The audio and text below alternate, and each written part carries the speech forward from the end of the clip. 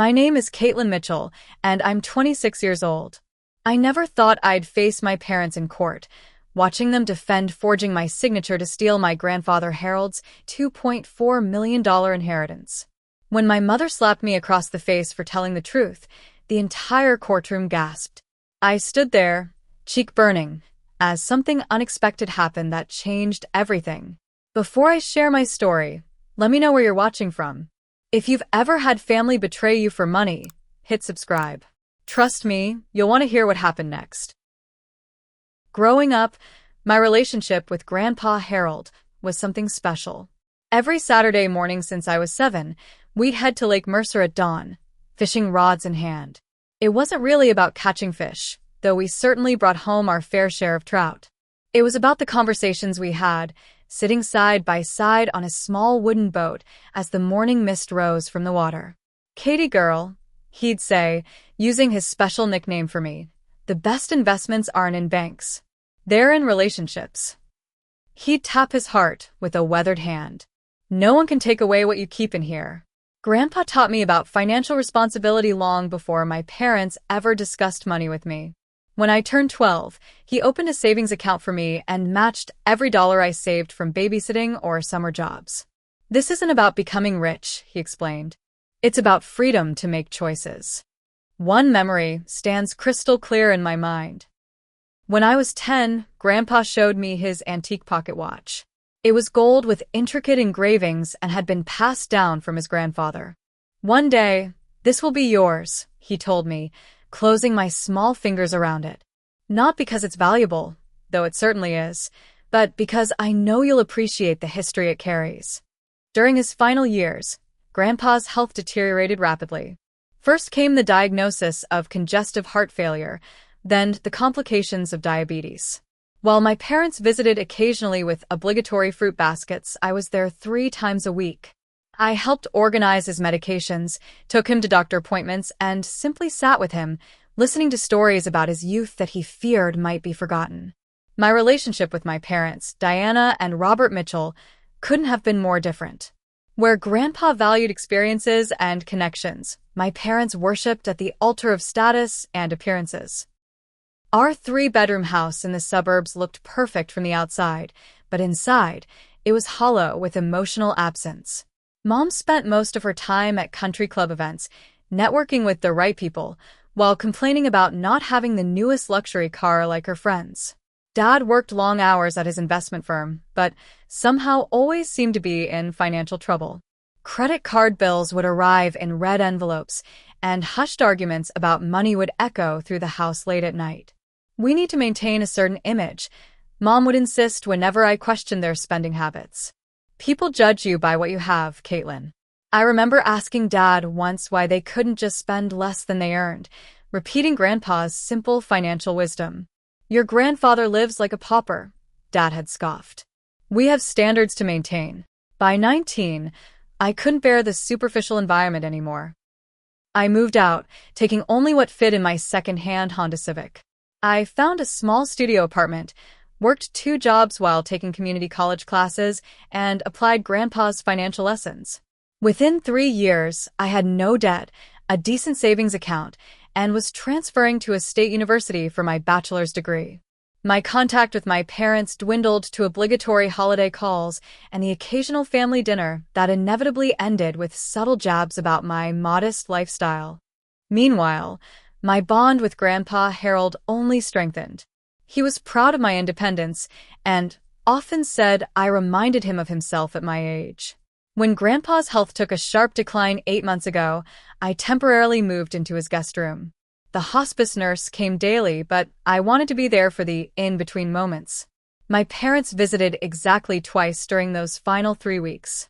During one of their brief visits, I overheard them in the hallway outside his room. "Have you talked to him about updating the will?" Mom whispered to Dad. "Not yet, but I've got a meeting set up with our attorney next week." "Harold won't know the difference at this point anyway," Dad replied.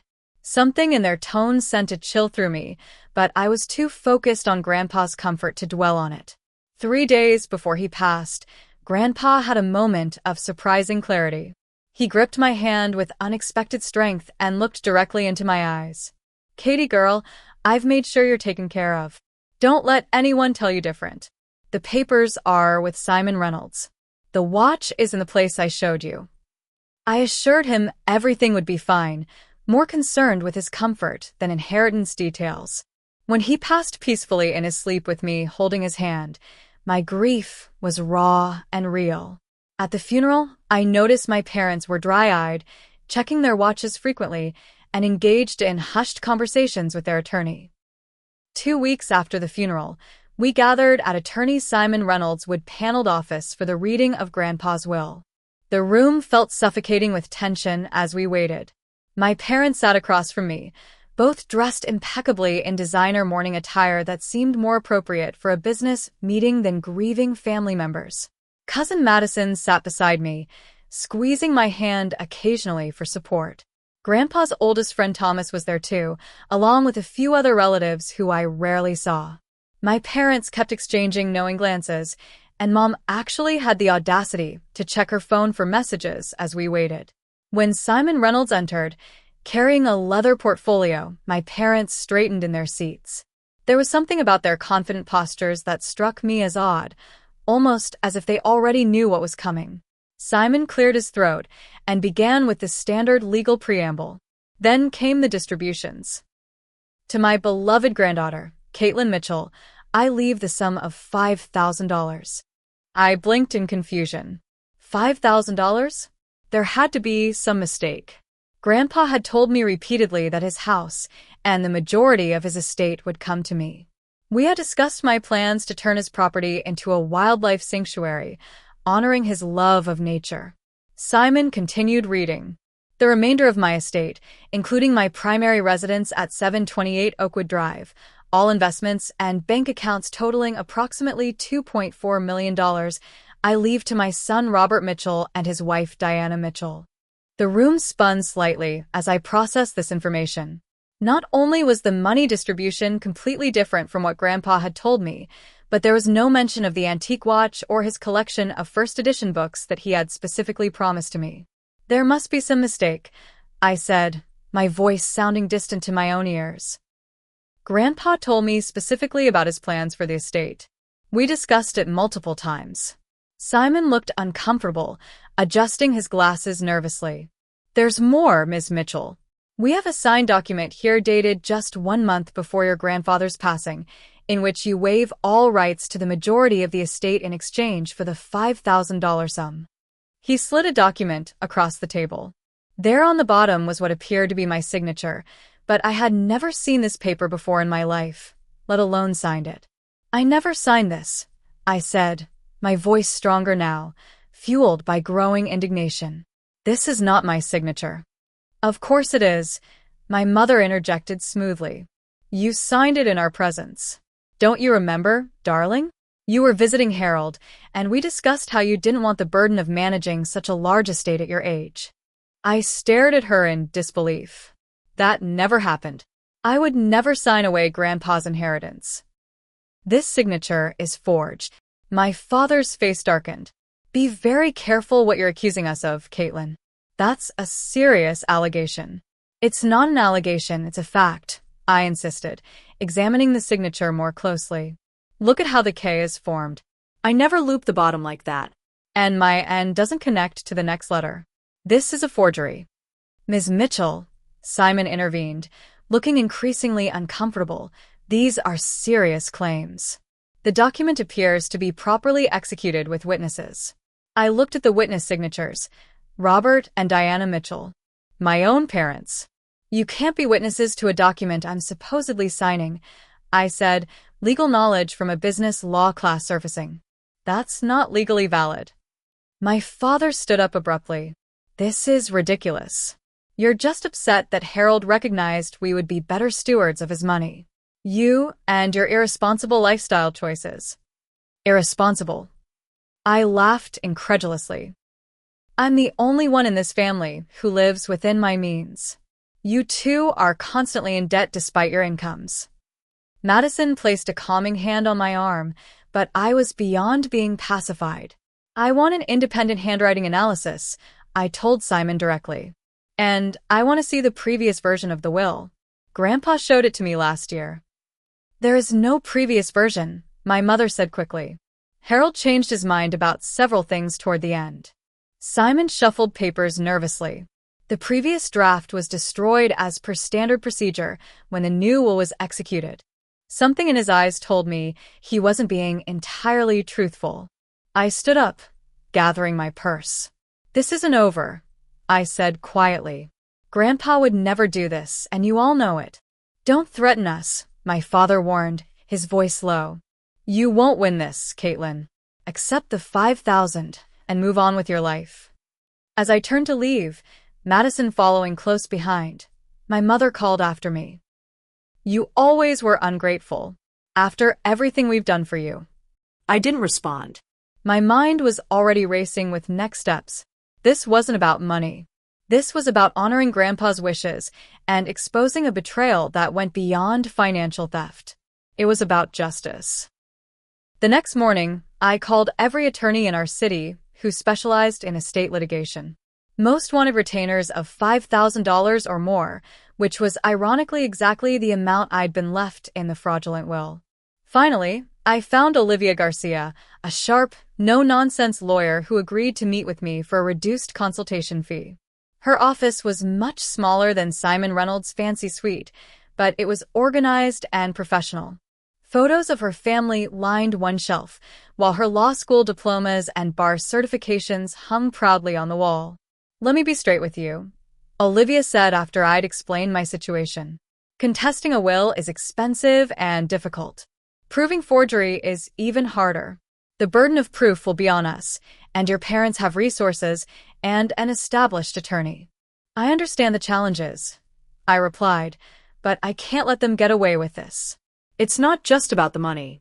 It's about honoring my grandfather's true wishes. Olivia nodded thoughtfully. If we proceed, you'll need to work with me to gather evidence. We need to prove both that the signature was forged and that your grandfather intended a different distribution of assets. Whatever it takes, I promised. Olivia outlined the costs, which were daunting but not impossible. I had some savings, and I could pick up extra shifts at the marketing firm where I worked. This would mean putting my master's degree plans on hold, but some things were more important. First steps, Olivia said, we need to find evidence of your grandfather's true intentions and proof that you couldn't have signed that waiver. That night, I began my investigation. I searched through old text messages and emails from Grandpa. I found several references to his estate plans, including one message that read, "Confirmed everything with Simon today. The house and main accounts will be yours when I'm gone. Your parents won't be happy, but it's my decision to make." Next, I remembered something crucial. 6 months before his death, Grandpa had shown me his will during one of our weekly visits. He'd wanted me to understand his finances and had allowed me to take photos of some pages for future reference. I frantically searched my phone's photo archive and found them buried in a folder from last December. The photos clearly showed a different distribution of assets, with the bulk of the estate coming to me and only smaller portions to my parents. This was the smoking gun I needed to prove the will had been changed. I recalled Grandpa's final words about the watch being in the place he showed me. When I was 16, he had revealed a hidden compartment in his antique desk where he kept special mementos. I drove to the house, now technically my parents' property, using my emergency key to enter when I knew they would be at their country club fundraiser. Inside the secret drawer, I found the gold pocket watch wrapped in velvet cloth. With it was a handwritten note in Grandpa's distinctive script, "For Katelyn, who values time spent together more than material things. May this remind you of our hours by the lake. All my love, Grandpa Harold." The note was dated just 2 weeks before his death, well after the supposed new will had been signed. This was further proof of his intentions. My next step was tracking down Teresa, the hospice nurse who had cared for Grandpa in his final months. I found her working at a local nursing home. "Of course I remember your grandfather," she said when I visited her during her break. "Such a kind man. He spoke of you constantly." When I asked about the will, her expression changed. "I was there when Mr. Reynolds brought papers for your grandfather to sign about 5 months before he passed. Your grandfather was very clear about his wishes. the house, and most of his money were going to you. He specifically mentioned not wanting your parents to have control because, in his words, they'd blow through it in a year on status symbols. Teresa agreed to provide a sworn statement about what she had witnessed. My final important discovery came when I visited First National Bank, where Grandpa had done business for decades. I spoke with Vernon, the manager who had worked with my grandfather for years.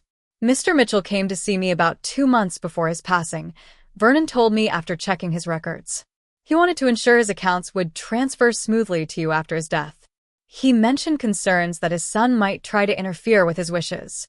With mounting evidence in hand, I decided to confront my parents before proceeding with legal action. I invited them to meet me at a neutral location, a quiet coffee shop downtown. They arrived looking annoyed at the inconvenience.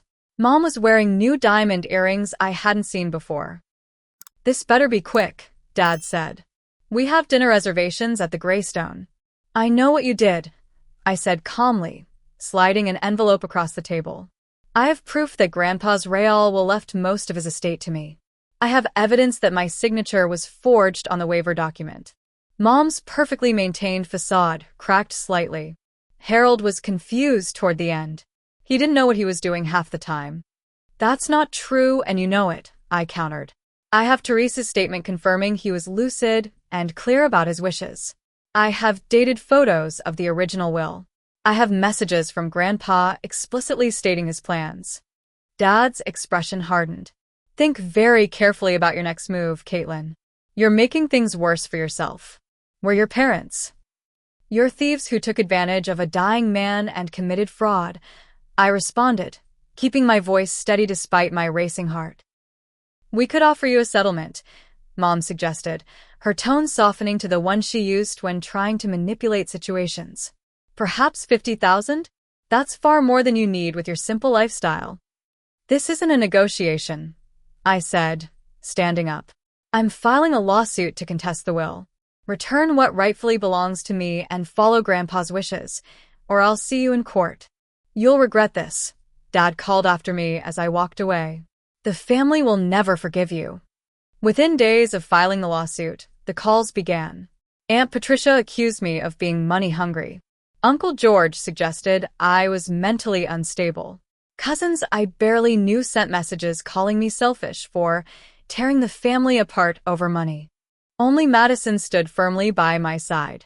"They're all just afraid of being cut off from Robert and Diana," she told me. "You're doing the right thing, Katelyn. Uncle Harold would be proud." The 6 months leading up to the court date were among the most difficult of my life. The financial strain of pursuing the lawsuit pushed me to my limits. Legal fees mounted quickly, and I took a second job waiting tables on weekends to cover the costs. My small apartment became a war room of sorts, with documents stacked on every surface. Sleep became a luxury I could rarely afford as I balanced 2 jobs with helping Olivia prepare our case. Some friends began to distance themselves, uncomfortable with the drama or swayed by the rumors my parents were spreading throughout our social circle. "Maybe you should consider settling," suggested my friend Amber one night. $2.4 million is a lot, but is it worth destroying your relationship with your parents forever? "They destroyed our relationship when they decided to steal from me and disrespect Grandpa's wishes," I replied. "This isn't about money. It's about justice." Nevertheless, doubts would creep in during quiet moments. Was I doing the right thing? Would Grandpa want me to put myself through this? The stress manifested physically, with weight loss and frequent migraines becoming my new normal. The anonymous messages started appearing on my social media accounts about 3 months before the court date. "Gold-digging granddaughter wants to bankrupt her own parents. Some people should respect their elders instead of dragging family through court." I knew from the specific details mentioned that my parents were behind a harassment campaign, but proving it was impossible. Through a mutual acquaintance, I learned they had told everyone I was having mental health issues, claiming I had fabricated conversations with Grandpa and was delusional about his promises. "They're saying you've always been jealous of their lifestyle," Madison reported after a family gathering I hadn't been invited to. "They told everyone you're in massive debt and desperate for cash." The irony would have been laughable if it weren't so painful. My parents, who had remortgaged their house 3 times to fund their extravagant lifestyle, were painting me as the financially irresponsible one. Despite the mounting pressure, my support system grew in unexpected ways. Cousin Madison became my rock, checking in daily and helping organize documents. Grandpa's old friend Thomas offered to testify about conversations where Grandpa had explicitly stated his intentions for the inheritance. My coworkers at the marketing firm rearranged schedules to accommodate my court preparations, and my neighbors began accepting package deliveries and bringing over occasional home-cooked meals when they realized I was barely keeping it together. Through a former classmate who worked at a financial investigation firm, I discovered troubling information about my parents' finances. They were over $700,000 in debt before Grandpa's death. They had credit cards maxed out, a third mortgage on their house, and several loans from predatory lenders. Most disturbing of all, I learned they had already spent nearly $300,000 of the inheritance in just 6 months. They had purchased a new luxury SUV, taken a European vacation, and made a down payment on a vacation property in Florida. They're burning through cash at an alarming rate, my classmate told me confidentially. At this pace, they'll be broke again within 2 years, inheritance or not. I also discovered they had promised money to various family members and friends, which explained the pressure I was receiving from extended family. Aunt Patricia had been promised $50,000 to renovate her kitchen. Uncle George was expecting help buying a boat. They had effectively bought the family support with money that wasn't rightfully theirs. Evidence continued to mount in our favor. Olivia secured a handwriting expert who confirmed the signature on the waiver document was forged. We obtained bank records showing my parents had been making inquiries about accessing Grandpa's accounts months before his death. Most damning of all, we discovered through legal discovery that the new will had been drafted by an attorney friend of my father's, not by Simon Reynolds as they had claimed during the will reading. The document had then been presented to Simon as if it had been properly executed. The night before court, I could barely breathe through my anxiety. What if the judge didn't believe me? What if my parents' expensive legal team found a way to discredit our evidence? What if I lost and had to pay their legal fees as well as my own? Madison came over with takeout and forced me to eat something. You need your strength for tomorrow, she insisted. I've seen all your evidence. Truth is on your side, Katelyn. I nodded, but the knot in my stomach wouldn't dissolve. You know what Uncle Harold would say right now? Madison asked. What? He'd say, Katie girl, sometimes doing the right thing is the hardest thing. That's how you know it matters. I smiled through tears because she was exactly right. That gentle reminder of Grandpa's wisdom steadied me. I spent the rest of the evening reviewing documents one final time and trying to prepare mentally for facing my parents in court. Whatever happened tomorrow, I would stand firm for the truth. I owed Grandpa that much.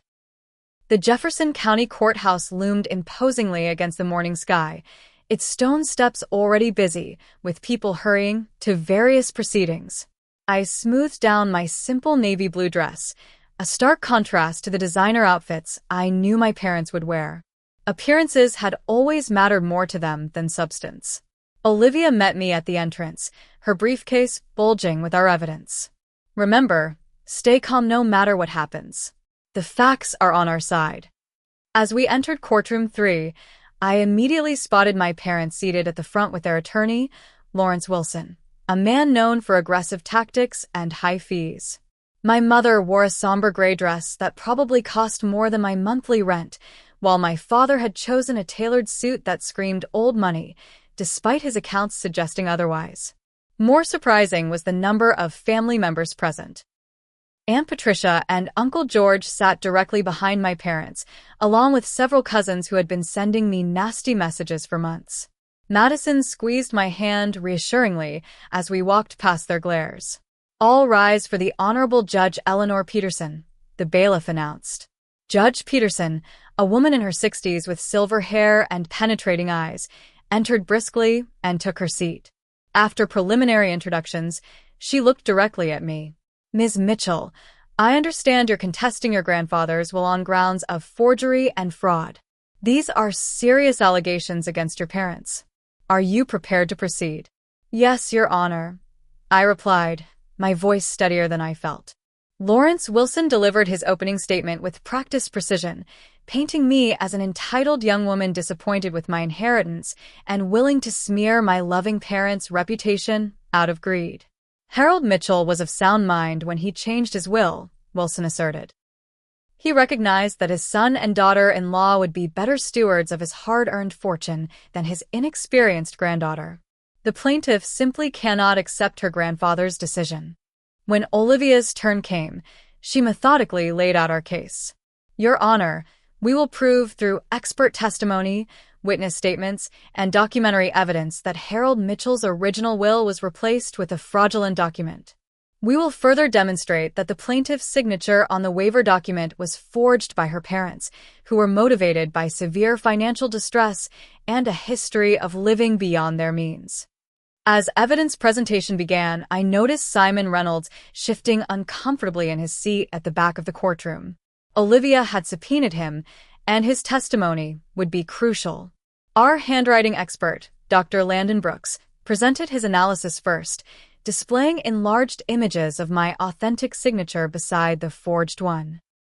The discrepancies are clear and numerous, he explained, pointing to specific features. The pressure patterns, letter formations, and connection styles are distinctly different. In my professional opinion, this signature was not written by Katelyn Mitchell. My parents' attorney tried to discredit Dr. Brooks during cross-examination, suggesting that signatures naturally vary and that I might have been in a hurry when signing. Dr. Brooks remained firm, explaining that certain characteristics remain consistent regardless of circumstances. Teresa, Grandpa's hospice nurse, testified next about his mental clarity and specific statements regarding his will. Mr. Mitchell was absolutely lucid until his final days, she stated confidently. He repeatedly expressed concern that his son might try to change his will. He told me specifically that Katelyn was to inherit the house and majority of his estate. When Vernon from the bank testified about Grandpa's financial planning discussions, I could see my father's facade beginning to crack. He whispered furiously to his attorney, while my mother maintained her icy composure. Then came my turn to testify. As I took the stand and swore to tell the truth, I felt a strange calm descend. This was for Grandpa. I described our close relationship, his financial teachings, and our many discussions about his estate plans. I presented the photos I'd taken of the original will, the text messages, and the antique watch with its dated note.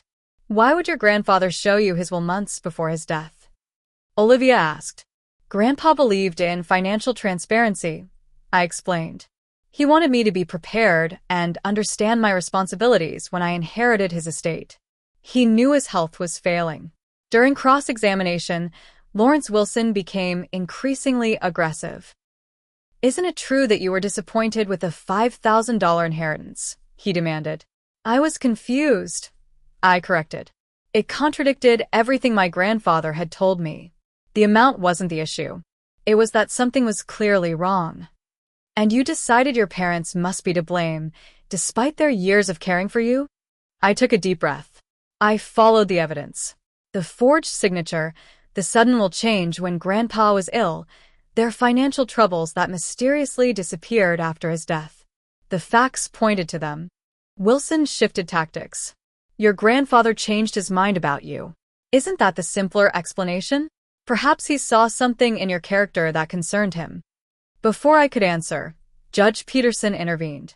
Counsel, please refrain from speculation and stay focused on facts. When my father took the stand, his testimony was a masterclass in misdirection. He spoke of his devotion to his father, conveniently omitting his rare visits during Grandpa's illness. He claimed I had willingly signed the waiver after a family discussion about responsibilities.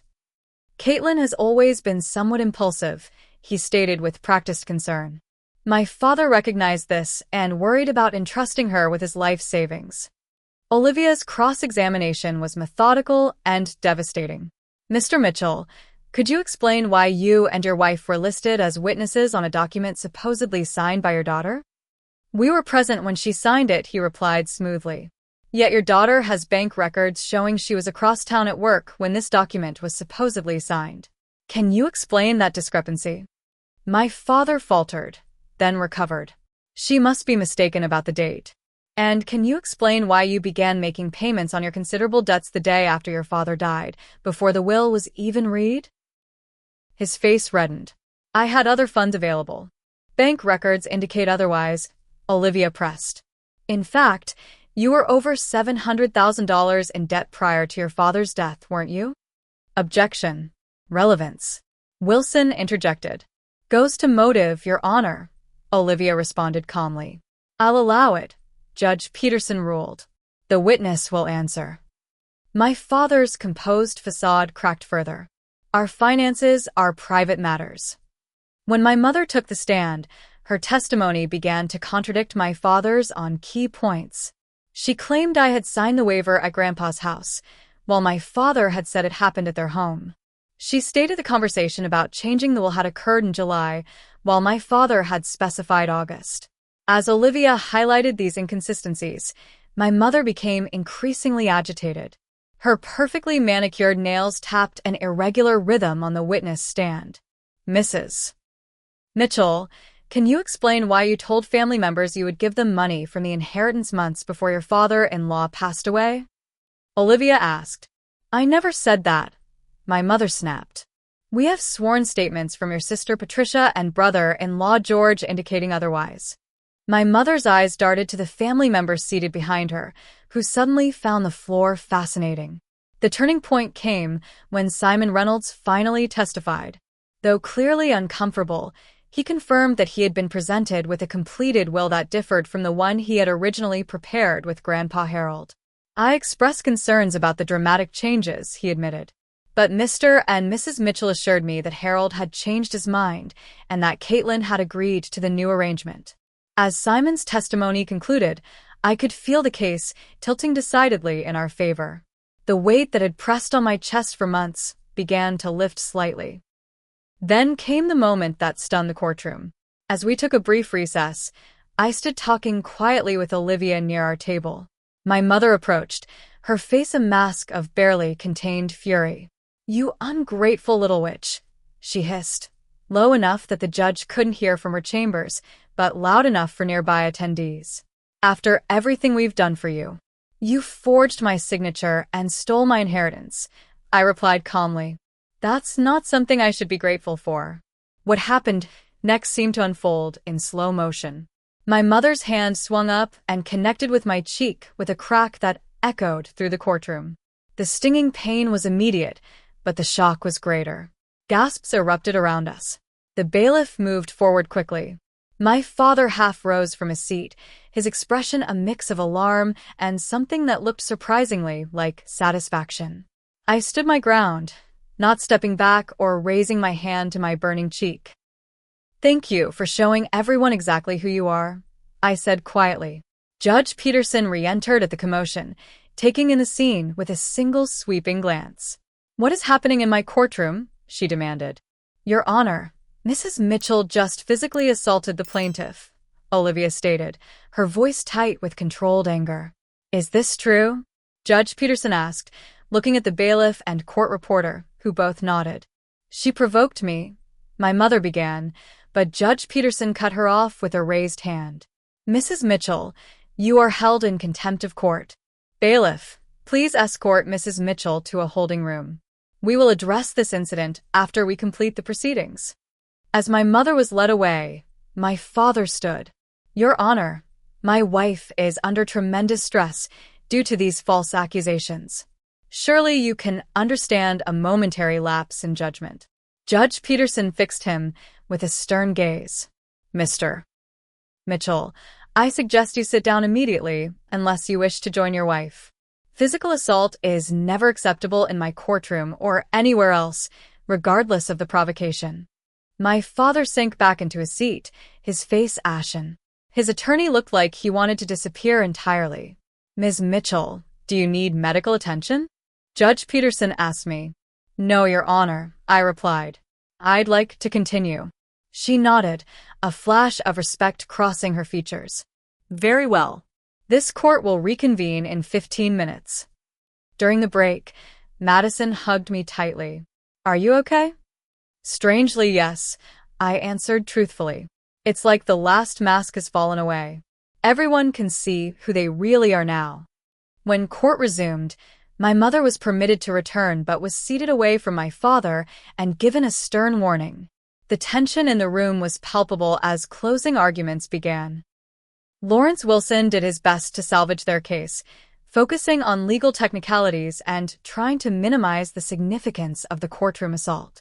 But the damage was done. Their credibility was shattered. Olivia's closing argument was powerful in its simplicity. Your Honor, the evidence speaks for itself. A dying man's wishes were ignored. A granddaughter's inheritance was stolen through forgery and fraud. And when confronted with the truth in your courtroom today, the response was not remorse but violence. Justice demands that Harold Mitchell's true intentions be honored. As we awaited the judge's decision, I felt oddly peaceful. Whatever happened now, the truth had been exposed for all to see. Judge Peterson didn't keep us waiting long. After a brief recess to review the evidence, she returned to the courtroom with a decisive air. In the matter of Mitchell versus Mitchell, regarding the contested will of Harold Mitchell, I am prepared to deliver my ruling, she announced, her voice filling the silent courtroom. Everyone leaned forward slightly, tension making the air feel thick and difficult to breathe. My parents sat rigidly, their attorney between them now as if providing a buffer after my mother's outburst. Having reviewed all evidence presented, I find clear and convincing proof that the will dated March 15th was not the true last testament of Harold Mitchell. The evidence of forgery is substantial and compelling. My heart began to race as Judge Peterson continued. The photographic evidence of the original will, combined with testimony from multiple credible witnesses, establishes that Harold Mitchell intended his granddaughter Katelyn Mitchell to inherit the majority of his estate, including his primary residence. She fixed my parents with a stern gaze. Furthermore, I find that Robert and Diana Mitchell knowingly presented a fraudulent document to the court, and that they forged Katelyn Mitchell's signature on the waiver document. A small sound escaped my mother's throat, something between a gasp and a protest. Judge Peterson ignored it. I hereby invalidate the will dated March 15th and reinstate the previous will dated September 10th of last year as the true last testament of Harold Mitchell. All assets distributed under the fraudulent will must be returned to the estate immediately for proper distribution according to the legitimate will. Relief washed over me in waves so powerful I gripped the table for support. Olivia placed a steady hand on my shoulder. Additionally, Judge Peterson continued, in light of the serious nature of this fraud and the apparent spending of substantial portions of the inheritance already, I am issuing a freeze on all accounts held by Robert and Diana Mitchell pending a full accounting of the estate's assets. She wasn't finished. I am also referring this matter to the District Attorney's Office for review of potential criminal charges related to fraud, forgery, and perjury. The contempt citation for Mrs. Mitchell's physical assault will require a separate hearing, but I am imposing an immediate fine of $5,000. Judge Peterson then looked directly at me. Ms. Mitchell, the court recognizes the significant emotional and financial burden this situation has placed on you. You are awarded additional damages of $50,000 to cover legal expenses and related costs, to be paid by Robert and Diana Mitchell. With a final strike of her gavel, it was over. This court is adjourned. The reaction was immediate. My parents sat in stunned silence as their attorney whispered urgently to them. From the family section came mixed responses, some relatives looking shocked while others whispered together with concerned expressions, likely calculating how this affected their promised payouts. Madison hugged me tightly, tears streaming down her face. He would be so proud of you, Katelyn. So proud. Olivia shook my hand firmly. Congratulations. This was one of the clearest cases of justice being served I've seen in my career. As we gathered our belongings, my father approached, his face ashen but his eyes burning with anger. Lawrence Wilson hovered anxiously behind him. This isn't over, he said in a low voice. We'll appeal. You've destroyed this family over money. No, I replied calmly. You destroyed this family when you decided to steal from your own father and daughter. The money was never the point. My mother remained seated, staring straight ahead as if in shock. The red mark from the judge's contempt citation seemed to burn in her hand. Outside the courthouse, a small group of reporters had gathered, apparently tipped off about the dramatic case. I declined to comment, but my father pushed forward to give his version, claiming they had been ambushed by technical legal maneuvers and would be pursuing all avenues to correct this miscarriage of justice. The next 48 hours passed in a blur. My phone exploded with messages from family members, many suddenly discovering they had always had concerns about my parents' story. Aunt Patricia called to explain she had no idea about the fraud and had only testified based on what she was told. Uncle George suggested we put this unfortunate business behind us and reunite the family. I responded politely, but non-committally, to most messages. The true colors had been shown, and there was no erasing that reality. My parents immediately filed an appeal motion, which their attorney warned them had little chance of success, given the overwhelming evidence. They also began frantically transferring assets, prompting an emergency court order freezing additional accounts discovered during the initial investigation. The most poignant moment came when I used my old key to enter Grandpa's house, now legally mine again. Walking through the familiar rooms, running my fingers over his books and photographs, I felt his presence strongly. In his study, I discovered a locked drawer I hadn't known about. The key was taped underneath his desk with a small note, "For Katie, when the time comes." Inside were more personal treasures, including letters he had written to me but never sent, sharing wisdom and memories he wanted me to have after he was gone. There was also a journal documenting his concerns about my parents' interest in his money and his determination to protect his legacy from their mismanagement. One entry read, "Spoke with Simon about securing everything for Katie. Robert and Diana visited today. Asked pointed questions about my finances. Didn't like my answers. I worry about what they might try, but I've taken precautions. Katie deserves better than their scheming." Holding these private thoughts from beyond the grave, I finally allowed myself to cry properly for the first time since the ordeal began. These weren't tears of anger or frustration, but of profound gratitude for a man who had tried to protect me even in death. 6 months after the court ruling, life had found a new rhythm.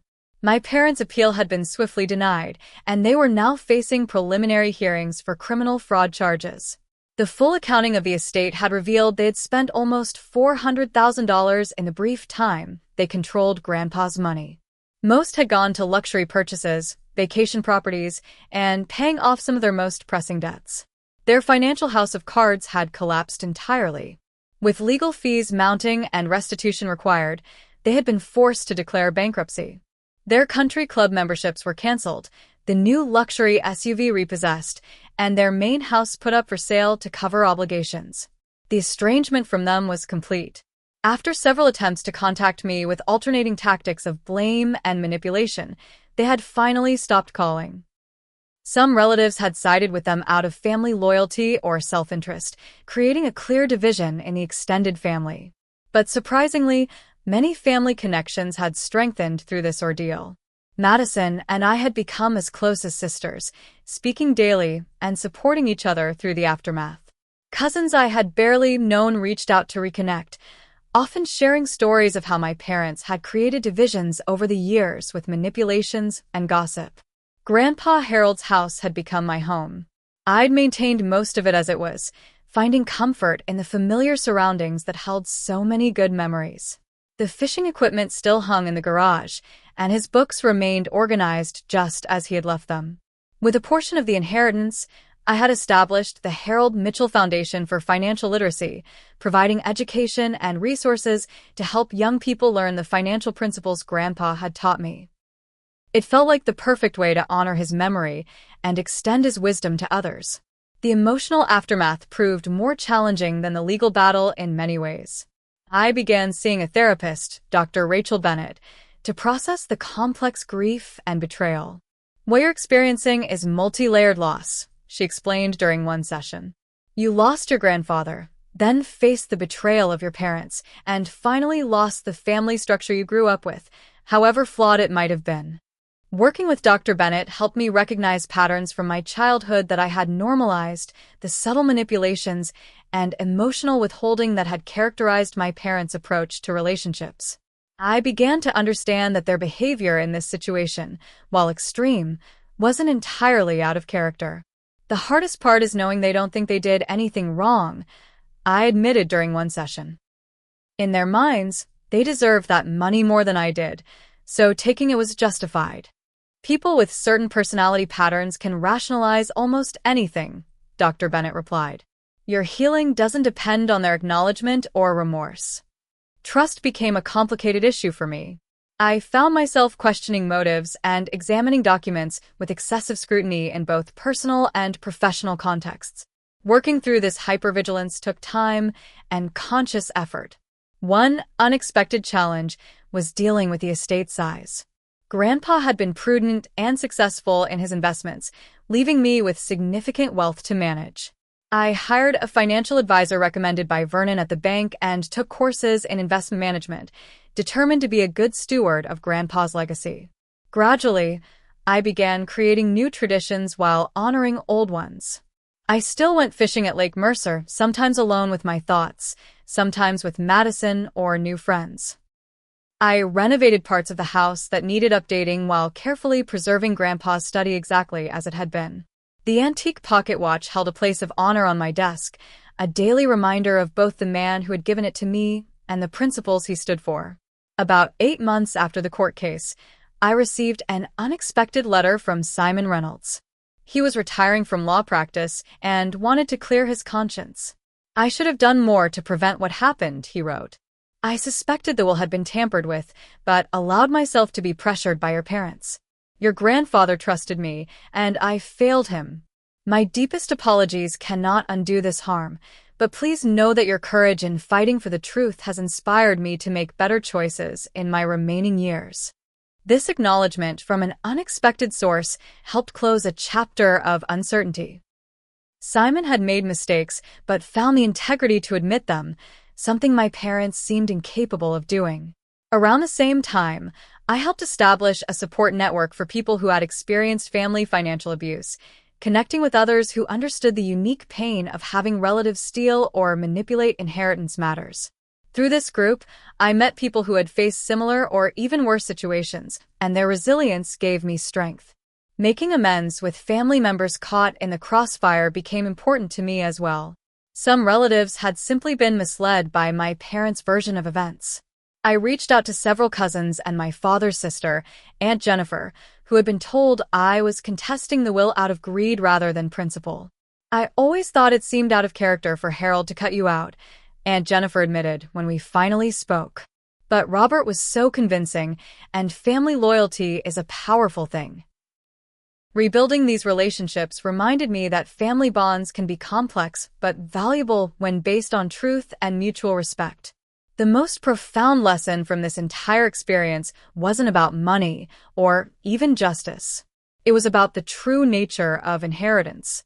Grandpa Harold had left me financial resources, yes, but his real legacy was the integrity, resilience, and wisdom he had instilled in me. Those qualities had guided me through the darkest moments and would continue to shape my life going forward. I came to understand that some family bonds are biological accidents, while others are conscious choices we make.